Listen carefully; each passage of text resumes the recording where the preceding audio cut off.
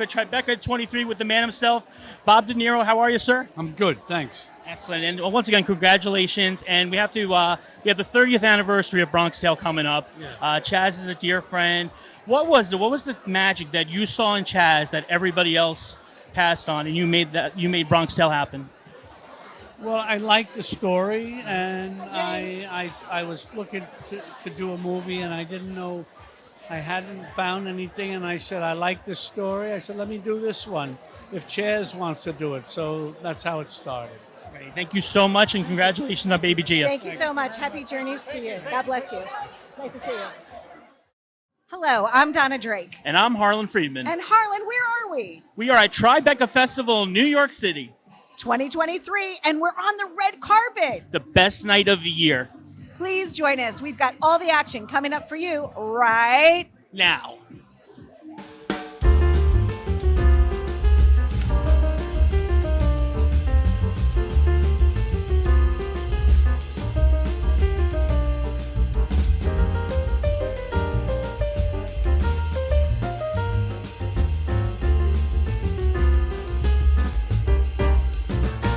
Bigger scale, it's really about finding a voice in a world that tells you not to have one. But it's so exciting to be part of a festival that celebrates art as activism with this film. What made you decide to go into this line of work? Whoa. I love imagination too. I love story. It's fun. It's a worthwhile endeavor to give people story that can make life better. So much about what we've done at Tribeca, of how our festival started, is about artists and activism, and it's what we did after 9/11 to say, hey, we're still here, and the stories that artists tell become even more important to this crazy world that we're in. So you were there, you were actually present, and it was kind of your concept, or your idea, if I'm correct, to connect you two with this movement. What gave you the tenacity, I guess I should say, to make that magical moment happen? What fueled your passion for that? What fueled my passion was the Bosnians, that some of them that were here tonight, and many more that are back in the city, is I had been there for a while, and that's not a place that's comfortable to be, and I was delivering food, and after a while delivering food feels like it's not enough, because you start to, I met a lot of artistic people, these underground discos, underground clubs, and you walked into them, it was like walking into another world of fun and dance, and it didn't correlate with what was above the ground. So I thought what needed to happen is those people needed to get heard by us, because they would totally change. That would totally change.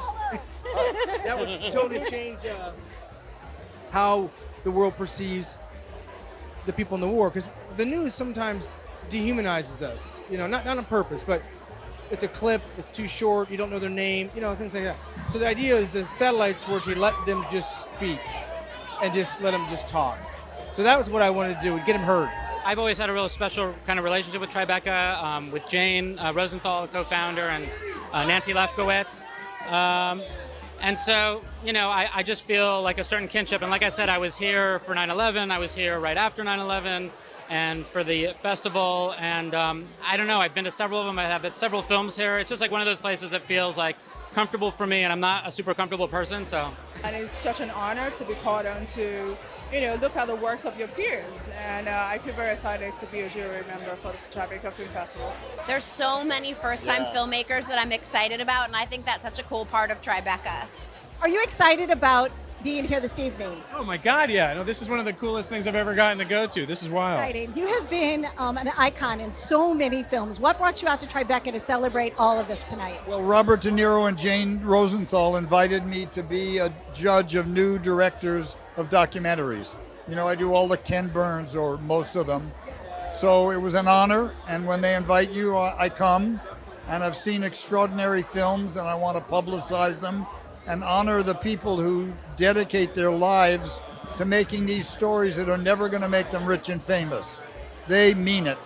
They dedicate everything they've got, and the least that I can do is do what I can to help them. It's special. This festival was born out of 9/11, and our film talks about a trauma like New York experienced and how people used art and music as a form of rebellion and survival.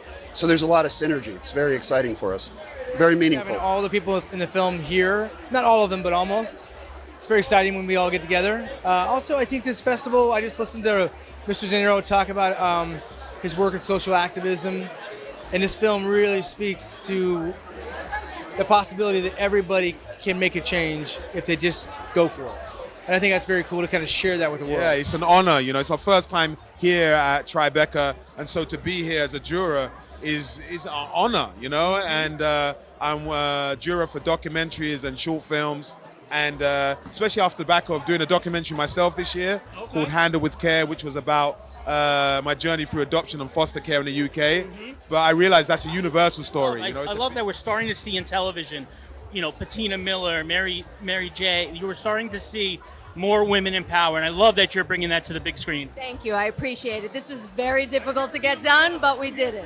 We did it. I'm incredibly excited about the movie that we're showing and the theme of the festival, which is very much activism of artists and celebrating artists who make a contribution to make the world a better place. And we're seeing a film tonight that's about that, so it's a great kickoff to our evening. I've never been to this festival. I live on the West Coast, but I've been in the film business for 40 years, and it's fun to be a judge instead of being judged.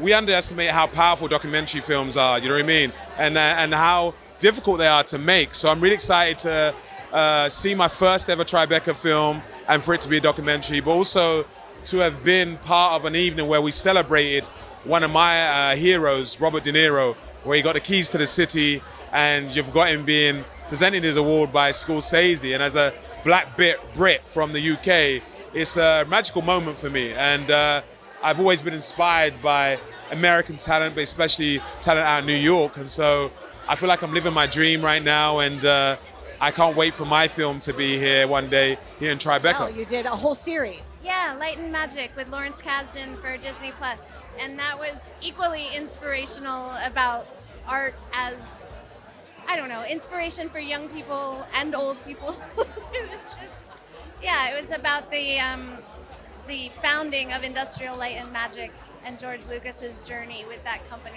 Now, anytime you've ever seen yourself on screen and any of the horror movies, have you ever scared yourself? And if so, what role was it?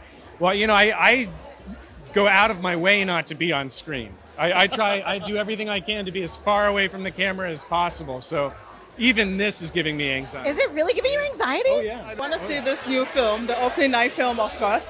Then I'm also excited to see because I'm on the documentary feature film. So I'm excited to see all the films as much as I can see, because I know it's not an easy process for filmmakers to go out there and create this, their work. So I'm excited to see all of them. I watched, I think, 12 documentaries in about a week, so I'm really excited just seeing all the submissions. I've already watched maybe 1, 2 or so online, but I watched a lot of them this week. If you can, especially with this film in particular and with the people of Sarajevo in particular, one thing that Bono says in the film is that humor is the evidence of freedom. If you can find joy and light and a way to express yourself through the darkest of times, then you cannot be defeated. Is there a story in particular over the years that has touched your heart? Like a documentary that you said, whoa, I can't believe that. Well, I saw one recently called BS School about a hustler, a sociopath, really, who took a bunch of really, really poor black kids and promised them scholarships and football scholarships and getting into school. And he hustled and he stole and he never paid people back. And he got them on ESPN to play the toughest team, high school team in the United States. And they got so beaten, it created a scandal. And then the story came out. And when you see these kids, how this was their shot, and this guy robbed them. This was a black man robbing black people who had nothing. It just breaks your heart. It's a brilliant film. We were on the jury about 5 years ago and loved it, and have been sort of hounding them, and we like being a part of it. It's called Fresh Kills. I wrote it, directed it. It's been in my mind for probably 20 years. It's taken a long time. And it's the first time we're seeing the female's point of view of a mafia genre film, which we've never seen. and I never understood why. Like, why don't we see what they're doing and how they feel and giving a voice to them? But really underneath the film, what it's really about, it's about finding a voice in a world that tells you not to have one. So I'm really proud of it. I think one of the biggest surprises for all of us, especially that grew up in the 80s and 90s, when we heard they're bringing back Bel Air, we were like, we all put the eye up like this. We all put the eye up. I gotta tell you, brother, first of all, Jeffrey is the most amazing character of all time. You guys took a classic, did something that many can't. You totally gave it a new look, a new style, a new feel, a new drip. Like, man, bravo. First of all, thank you. I really appreciate it. I think it's a show that many people would have been scared of taking on or doing, but Morgan Cooper had a clear vision. He's a young filmmaker from Kansas City. He rebooted it, and Will was like, no one's ever shared this story in this way. We've got to do it. And I think anyone that's watching right now, if you have a vision, you have an idea, don't think about it, just do it. Because this guy did it in Kansas City, and he's not only changed my life and all my cast life, he's changed your life. Do you know what I mean?